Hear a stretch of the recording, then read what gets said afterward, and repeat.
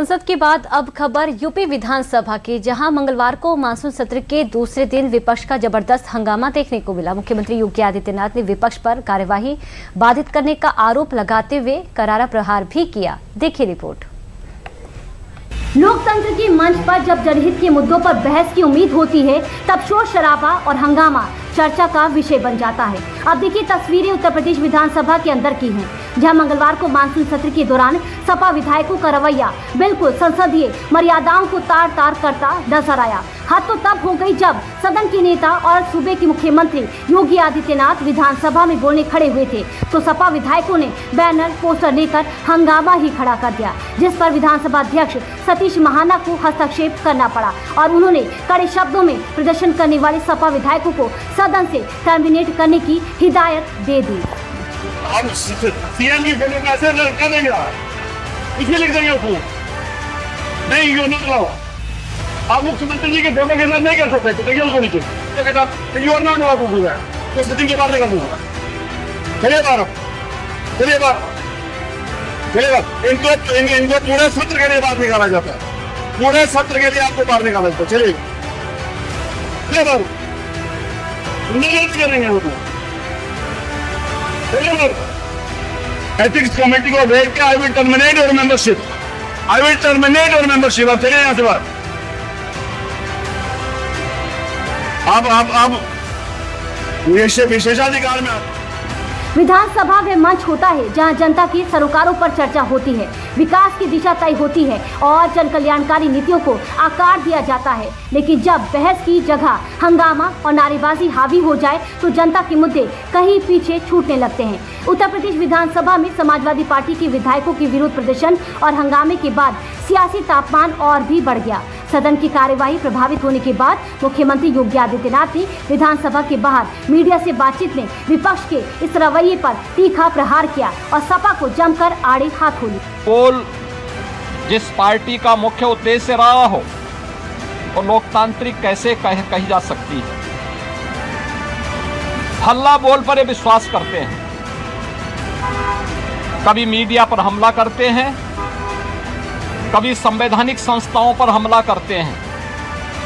ये न्यायालय की बात को नहीं मानते, ये सदन में नियम और परनियम और परंपराओं का पालन नहीं करते, ये भारत की संवैधानिक संस्थाओं का अपमान करते हैं, कभी चुनाव आयोग का अपमान करते हैं, न्यायालय के अधीन संचालित किसी आयोग में लंबित किसी प्रकरण में जबरन उस प्रकरण को चर्चा के लिए नहीं, लेकिन आरोप प्रत्यारोप के माध्यम से तर्कहीन मुद्दों को उठा करके इनके द्वारा माहौल में केवल नकारात्मक और भ्रामक सूचनाओं का प्रचार प्रसार करने का प्रयास होता है। समाजवादी पार्टी का और विपक्ष का यह आचरण अलोकतांत्रिक भी है और संवैधानिक भी है।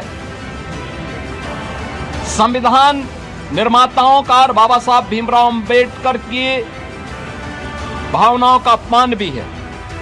सदन सिर्फ कानून बनाने का मंच नहीं होता है, बल्कि संवाद, बहस और सत्ता से सवाल पूछने का भी सबसे बड़ा लोकतांत्रिक मंच होता है। विपक्ष का विरोध लोकतंत्र का अहम हिस्सा है, लेकिन जब किसी ऐसे मामले को लेकर सदन में हंगामा हो जिसमें जांच और कानूनी कार्रवाई पहले से जारी हो, तो ये बहस जनता के साथ नाइंसाफी हो जाती है। लिहाजा विपक्ष जिस राम मंदिर चोरी चढ़ावा पर सदन में हो हल्ला कर रहा था, सदन के बाहर मुख्यमंत्री योगी आदित्यनाथ ने एक एक सवालों का जवाब बड़ी बारीकी से दिया।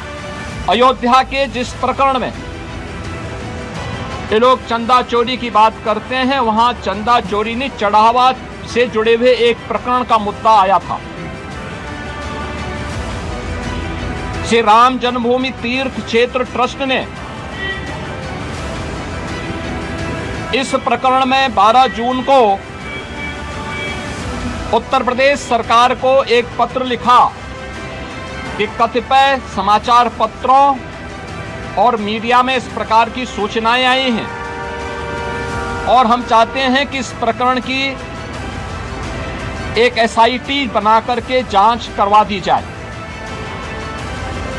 श्री राम जन्मभूमि तीर्थ क्षेत्र ट्रस्ट माननीय उच्चतम न्यायालय के द्वारा गठित एक धर्मार्थ ट्रस्ट है। एसआईटी का अध्यक्ष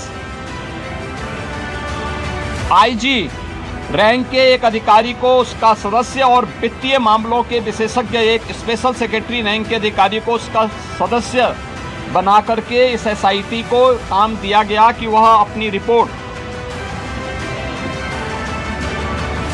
उपलब्ध करवाएं, जिससे हम ट्रस्ट को इसके लिए आगे की कार्रवाई के लिए कह सकें। 15 जून से कार्य प्रारंभ किया। इस पूरे प्रकरण में एसआईटी ने अपनी कार्रवाई प्रारंभ की और 23 जून को उन्होंने अपनी पहली अंतरिम रिपोर्ट प्रस्तुत की। 23 जून की अपनी रिपोर्ट के बाद जो रिपोर्ट एसआईटी ने उपलब्ध करवाई, उस रिपोर्ट के क्रम में उत्तर प्रदेश सरकार ने ट्रस्ट को उसकी सिफारिशों को उपलब्ध करवाया और ट्रस्ट ने 25 जून को इस पर एफआईआर लॉन्च करवाया। अयोध्या में एफआईआर लॉन्च हुई। एफआईआर लॉन्च होने के बाद उपलब्ध साक्ष्य और प्रमाण के आधार पर कुल 8 लोग पकड़े गए, जिनमें 6 लोग चढ़ावे से जुड़ी हुई धनराशि में चोरी करते हुए या धनराशि को इधर उधर करते हुए देखे गए। राम मंदिर चढ़ावा चोरी मामले पर अब तक की हुई कार्रवाई पर पूरा ब्यौरा तो मुख्यमंत्री योगी आदित्यनाथ ने मीडिया के सामने साझा किया ही, और साथ ही साथ जिस राम मंदिर को केंद्र में रखकर विपक्ष विरोध प्रदर्शन कर रहा है, उस विपक्ष को भी पुराना अतीत याद दिलाते हुए सवालों के घेरे में खड़ा कर दिया। इस मामले में किसी भी साधु संत का कोई संलिप्तता प्रारंभिक जांच में एसआईटी की प्रारंभिक रिपोर्ट में कहीं भी नहीं पाया गया।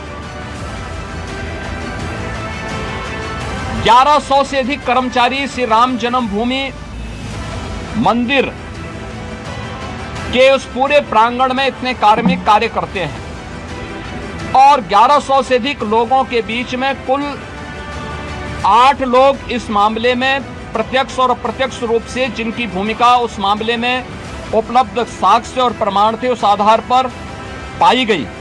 में अपना योगदान दे रहे हैं। दिन रात सर्दी गर्मी बरसात किसी भी स्थिति में दर्शन कराने में अपना योगदान दे करके उत्तर प्रदेश के परसेप्शन को अच्छा बनाने में योगदान दे रहे हैं और उत्तर प्रदेश में धार्मिक पर्यटन को प्रोत्साहित करने में अपना योगदान दे रहे हैं। उन लोगों को कटघरे में खड़ा करना ये बड़ी आश्चर्यजनक स्थिति है। और ये आक्षेप कौन लगा रहा है? ये आक्षेप वह समाजवादी पार्टी और वह कांग्रेस लगा रही है, जिन्होंने सदैव राम जन्मभूमि और भगवान श्री राम का अपमान किया है। विपक्ष के विरोध और मुख्यमंत्री योगी आदित्यनाथ के दो टूक जवाब के बाद ये मुद्दा अब सिर्फ सदन तक सीमित नहीं रहा है, बल्कि सियासी बहस का केंद्र भी बन चुका है। मुख्यमंत्री का कहना है कि जिस मामले में कार्रवाई पहले से जारी है, उसे लेकर सदन की कार्यवाही बाधित करना जनता के हितों से ज्यादा राजनीतिक संदेश देने की कोशिश है। ऐसे में अब नजर इस बात पर रहेगी कि विपक्ष अपने विरोध की धार बरकरार रखता है या सदन के भीतर जनहित के मुद्दों पर चर्चा को प्राथमिकता देता है।